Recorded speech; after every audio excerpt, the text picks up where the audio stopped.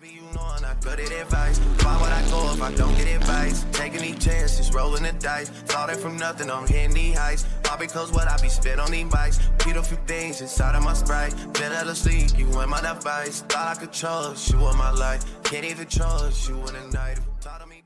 Hello everybody, and welcome to the next Bikes video. And today, guys, we're gonna be racing round 8 of the ARL Supercross Series Daytona. Okay, this is a famous track located in the middle of Daytona International Speedway, and this track is one of the roughest Supercross tracks that has ever been built in MX bikes. We had some pretty rough tracks last year, but I don't think anything compares to what we're about to tackle today. Now, this is the third round of the 250 East Coast Championship, which I have been racing. Things have not been going too well though. I ended up missing the main event at round 1 in Tampa, and then at Detroit, I made the main event, but I ended up getting P17.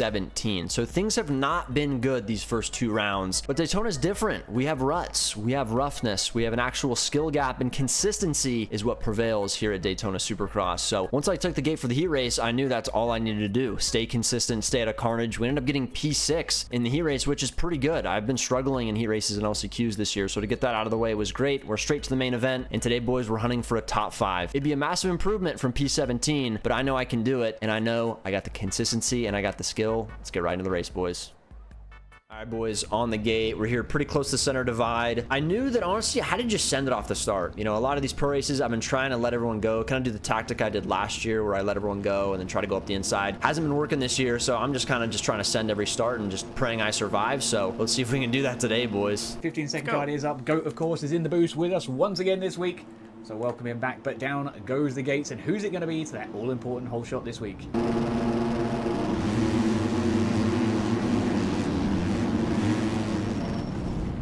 As I'm flying through the air here, I realize who exactly just took my front wheel and cut off the entire field. It was none other than Neon the Bullet Johnson. If you guys watched my last pro race video, you'll know this guy took me out about 4 times in the span of 2 rhythm sections.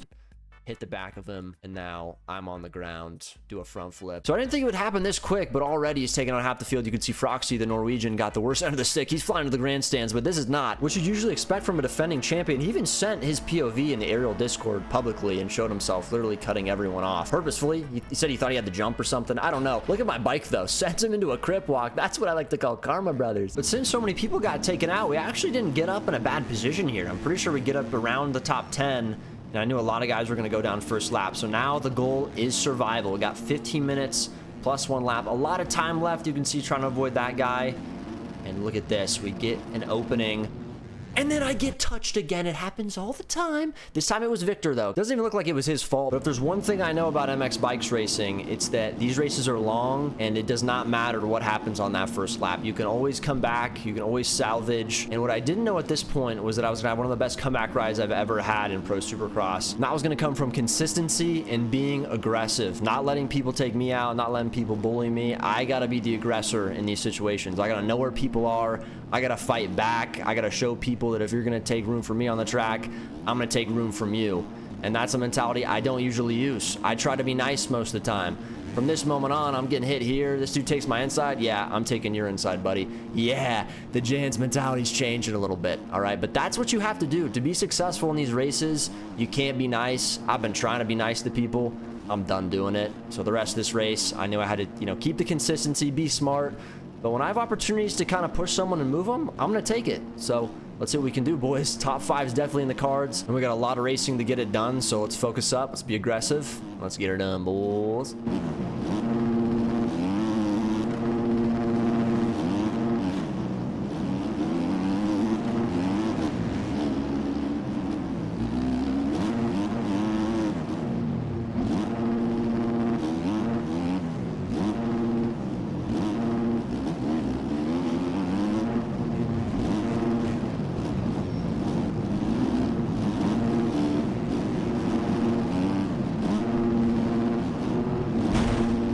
All right, listen, this was unfortunate, but I'm going to be honest. In my brain, I wasn't even thinking about it. I was just completely being a forward thinker. Got to be aggressive. Got to be fast, got to be consistent, and that's exactly what you got to think when you want to make a big comeback here. And listen, this track was so tough, man. It was a very hard track on a 250, and you can see here, Yoda, gonna go to Twistyville, hit that floorboards. A lot of guys were doing that. I knew it was happening. Every time I saw it happen, it fueled me to go faster and to race harder. That's a great mixture for success, so let's get that top 5. And actually, no, let's try to get a podium here, boys. I'm feeling juicy.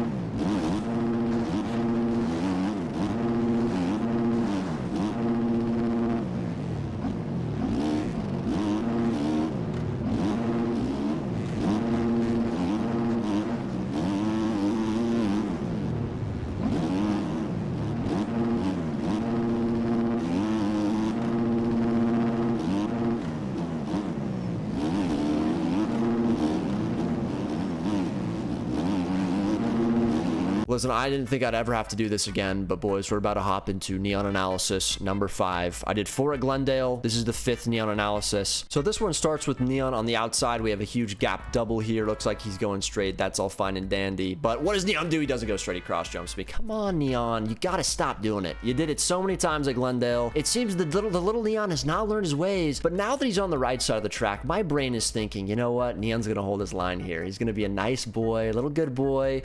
Turns out he's just not a good boy. He's just not. He gets cold for Christmas. You can see here, I mean, he just gives me 0 room. And so basically, yeah, hits me off the track. I mean, listen, I know he's not trying to take me out here, but he's just, you know, every time I see him on the track, I can't seem to survive, man. But it's all good. I mean, listen, Neon was in front of me. What if I could just latch on to him and move up towards the front? I mean, he won the first 2 rounds of this series, and he's currently the red plate holder, defending champion. The dude's fast, so if I can somehow find a way to stick with him, we can get this done. I mean, we still have 11 minutes left. This start of the race has felt like an eternity. So much stuff's been going on, but you can't get caught up in that, and I definitely was not. I was staying focused, and I knew consistency was going to prevail. This track was going to get a lot rougher, so stay tuned. We got 11 minutes left. It's a long race, so never give up. You got to just keep sending it, boys.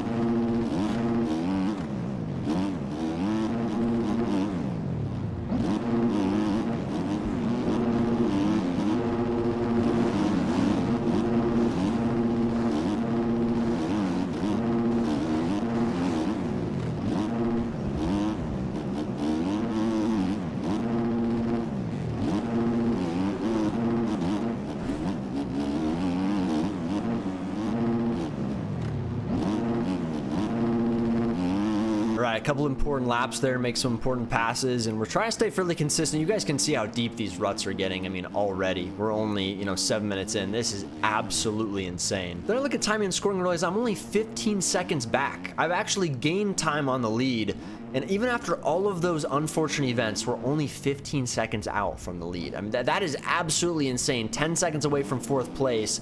You can see Reedy here makes a little bit of a mistake. And listen, dude, people are making mistakes in front of me. I was kind of getting a little weary of it. You can see I'm trying to take a different line here, go outside. I know it's a little bit slower, but I feel like I got to take it. So I get the drive here, and I'm not going to lie, I do a little bit of a cross jump here on Mr. Reedy. Kind of clip him, and then listen, Reedy goes for some revenge. But listen, I dodged the attack. Are you kidding me? Dude tried to Hiroshima me there. It's not going to work, though. I'm ready. I'm playing the aggressor. You're not going to do that to the Janathy here. But anyways, we're now into P8. And, I mean, that's how you make 4 passes there on about 2.5 laps. We're absolutely moving. This track is getting so gnarly. Look at that. Sweaties goes down. Gets a little bit of a dirt sample. Look at these ruts. We're only freaking 7 minutes in. What's going on, dude? Is this MX Bikes or is this Mud Runner?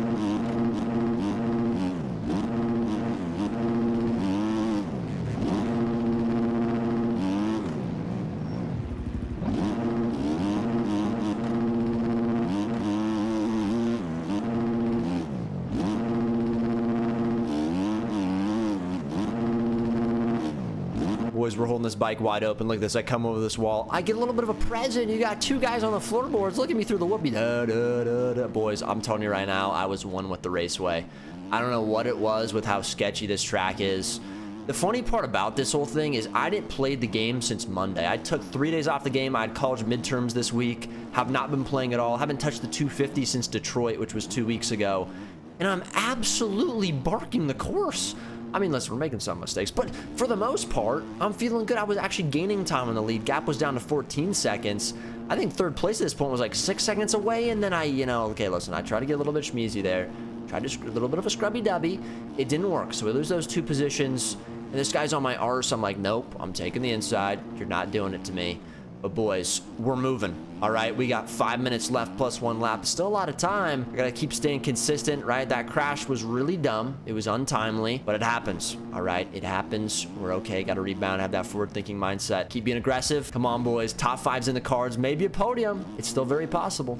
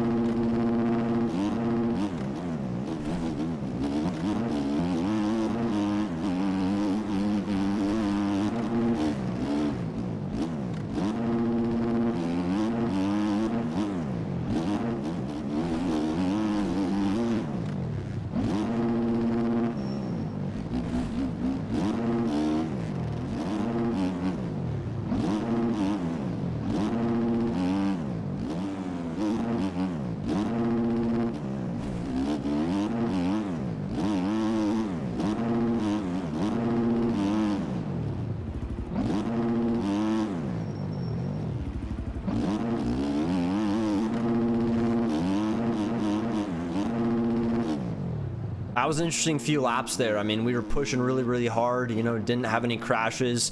Did have some pressure there at one point from Dan, but I think he made another mistake, and we're kind of just here alone in 6th place. I saw that P5, though, was not too far ahead, and P4 was also close as well. That was Neon and P4, dude. You know I want to beat Neon, boys. Okay, that was on my mind. At this point, a podium was about 8 seconds away. Now, 8 seconds on a track like this in the 250 class is not far at all. Okay, you have one big crash, you could lose 8 seconds because this track's all about momentum. And guys, these triple ins, man, they are so hard to hit on the 250. You have to be so perfect. You can see here, I messed this up, a little bit of Poboso bounce. That's how the pros play though. Once you make a mistake, you got to find the quickest way to rebound. And listen, I'm seeing these guys bunch up in front of me. Things can happen, and I need to start moving. I think that was 5th right there that I get around. That was Mateo. I don't know what happened to him in that corner, but now we're in P5. I'm looking ahead of the track, and I'm seeing P4 and P3. That's a podium right there. You gotta go. I can easily catch these guys and get this done, man. It'll only be my 2nd Pro Supercross podium I have ever gotten. I got one last year. Maybe we can get another one here. We gotta figure it out though, boys. We gotta get moving.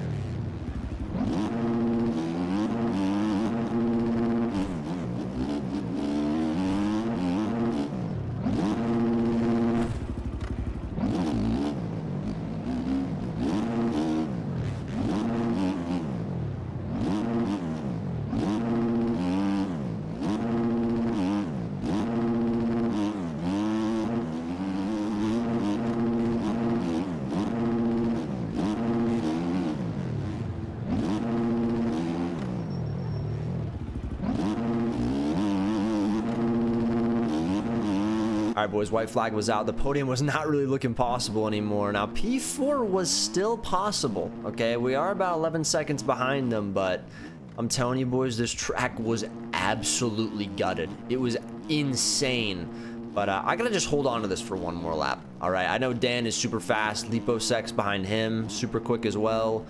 A lot of fast guys behind me, but I've been pretty consistent the whole race. I mean, a couple mistakes you can see here. Stupid mistake.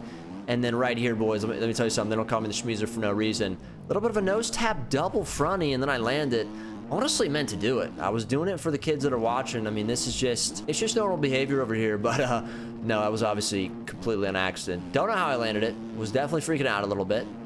Bonehead move from me. But we do have a little bit of a gap, a little bit of a buffer. So we have no excuse here. But, dude, listen. You never know what could happen in an MX bike. So watch what happens in these next few corners.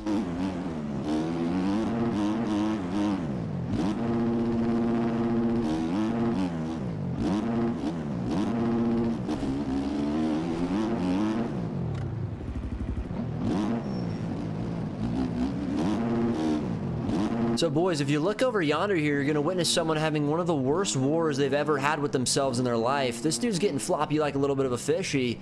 I don't know if I've ever seen a choke this bad, guys. That was P4. This dude was at one point 11 seconds ahead of me at the start of this lap. Actually, I think it was like 13 seconds. I get around him, then I choke it, and I'm like, wait a second, I have to get P4. I just have to do it. I have to do it. It's going to be a photo finish. And I get it, boys. Now listen, the P4 is great and all, but guys, this track, I'm telling you something right now, we need ruts and supercross. Obviously, we don't want, you know, crazy roughness like this track had. I know this is Daytona, it gets gnarly, but I truly believe racing is a lot better on tracks like this. It's not just about the start. I feel like a lot of the supercross tracks this year have been all about getting a good start, and that's it, because everyone's running the same pace within a few seconds at least. I mean, you're seeing qualifying sessions where from first to 40th is 1.9 seconds. That's the difference, and that just doesn't make sense, man. I mean, we need a skill gap. We need these tracks to be more technical, to be a little bit harder. Give us some ruts, turn that E-road up, and let's get technical, dude. That's what my vote is. My vote is ruts. It's been for ruts for over a year now, since you started doing them last year. But it is what it is. If you guys enjoyed the video, hit that like button, and hopefully we'll keep getting some good finishes. So see you next video. Peace.